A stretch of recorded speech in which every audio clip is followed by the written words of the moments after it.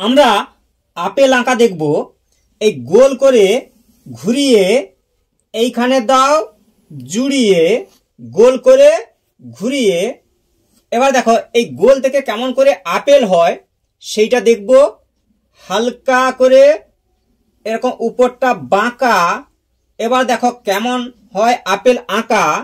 এইটাও নিচেও হালকা করে এই বাঁকা, এবার দেখো কেমন আপেল হয়ে যাচ্ছে আঁকা।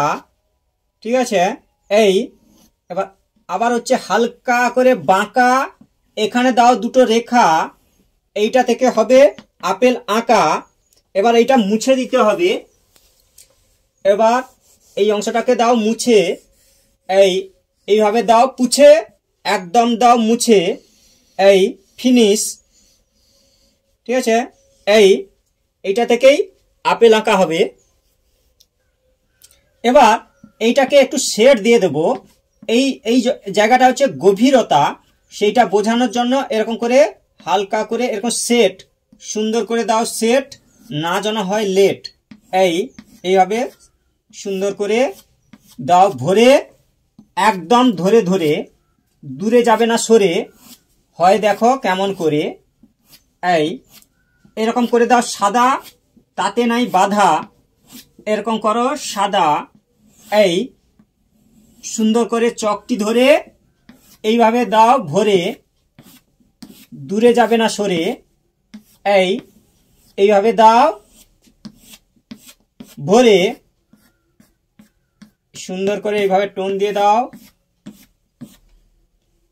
এই যে বিন্ত বা বোঁটা না যেন হয় বেশি মোটা, এই হচ্ছে বোঁটা বা বিন্ত। ঠিক আছে,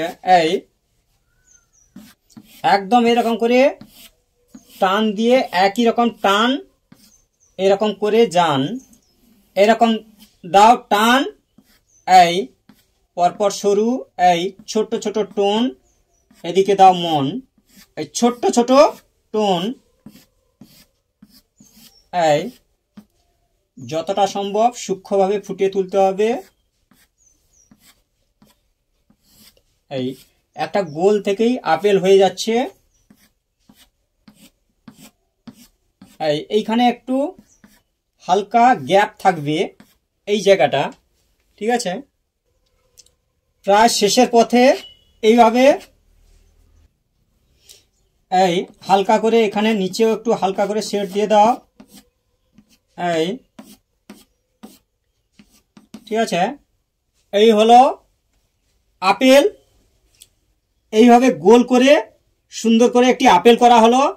এইভাবে একের পর এক আঁকতে থাকো, সময় পেলে দেখতে থাকো।